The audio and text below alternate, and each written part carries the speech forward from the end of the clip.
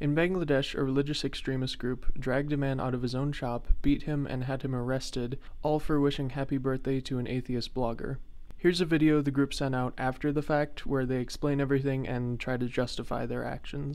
তাকে নিয়ে বিজয় দেবনাথ নামে একটি ছেলে, আমাদের সীতাকুণ্ডের প্রেমতলার হিন্দু একটি ছেলে, যে কিনা আসাদ নূরকে নিয়ে প্রমোট করেছে, আজকে স্টোরি দিয়েছে আসাদ নূরকে নিয়ে। শুভ জন্মদিন ভাই, আপনার কথাগুলো সবসময় সত্যি এবং আমি হচ্ছে আপনার একজন নির্ভীক সৈনিক।